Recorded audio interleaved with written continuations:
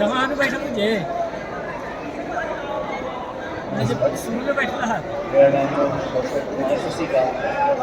6 number gate पर पास मैं Patna medical college में ऑर्थोपेडिक्स विभाग में असिस्टेंट प्रोफेसर हूँ। सबसे पहले मैं धन्यवाद करना चाहूँगा श्री प्रवीण मिश्रा जी का, जिन्होंने कि इस समारोह में मुझे बुलाया और अपनी बातों को आपके साथ शेयर करने का मौका दिया। माननीय डॉक्टर शिवाजी कुमार सर, माननीय हृदय यादव जी, श्वेता मैम, मंच पे उपस्थित सज्जन एवं इस हॉल में उपस्थित जितने भी दिव्यांग या सकलांग लोग हैं, सब लोगों को मेरा नमस्कार। होली का समय है, सबसे पहले तो सारे लोगों को होली की शुभकामनाएं। कोविड कम से कम फिलहाल के लिए हम लोगों के बीच में नहीं है, हमारे साथ नहीं है। बिना मास्क के हम लोग सारे लोग हैं, एक दूसरे के चेहरे को देख सकते हैं। एक मौके के तहत हम लोग सारे लोग यहाँ पे जमा हुए हैं, दिव्यांगता की बात कर रहे हैं।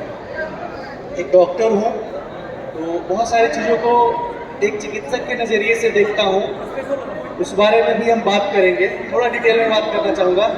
अमृतेश जी 5-7 मिनट एक्स्ट्रा लूँगा जितना आपने समय कहा है।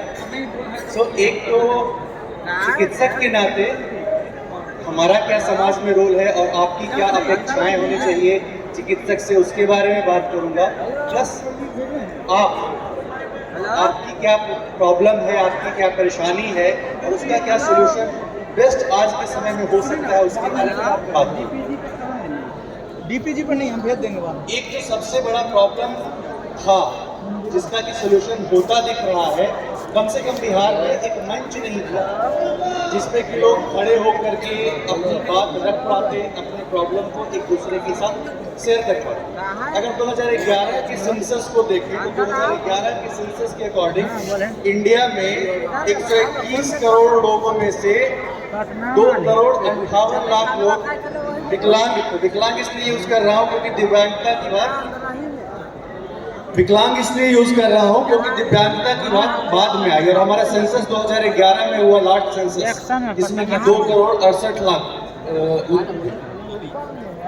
2016 में एक स्पेशल एक्ट आया for disabled person, right to disabled person act.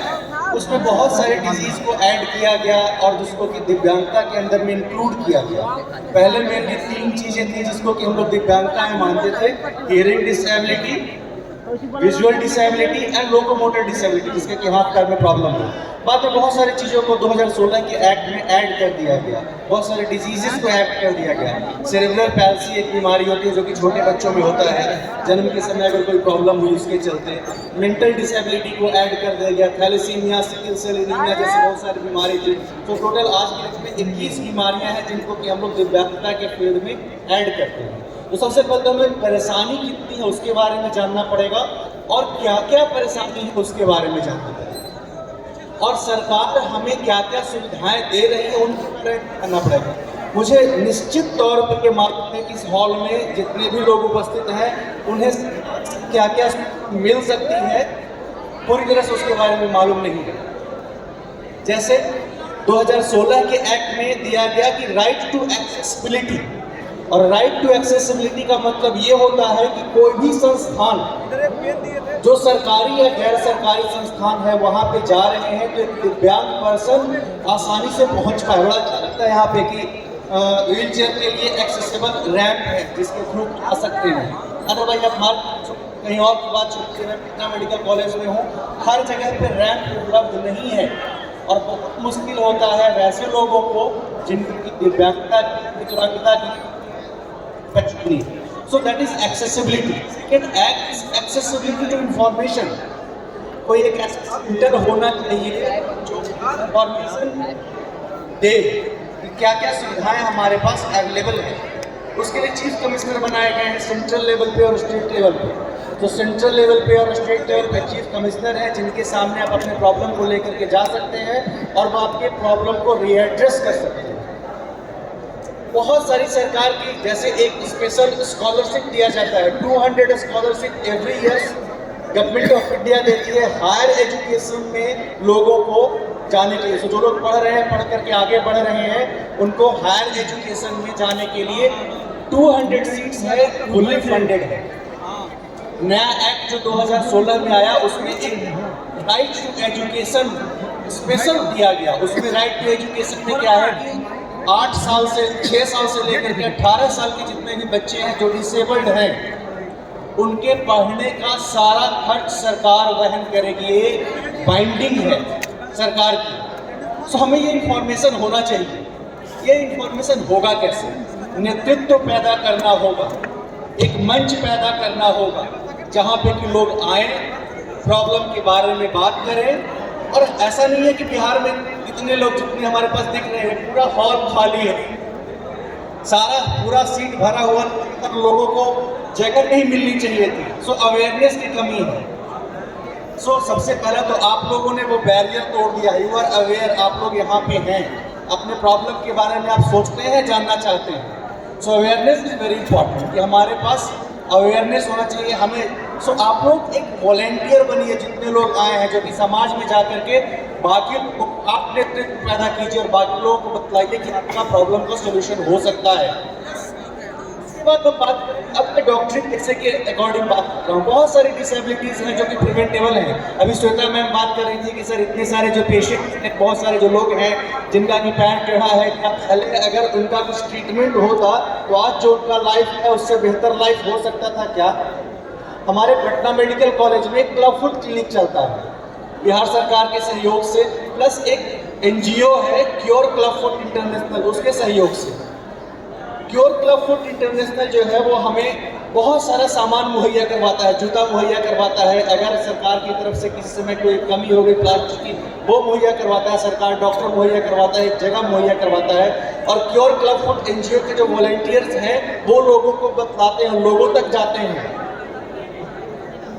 और पेशेंट्स आते हैं, उनका प्लास्टर लगता है, एक छोटा सा ऑपरेशन होता है, बाद में जूता भी मुफ्त में मिलता है और लोगों की बीमारी दूर होती है।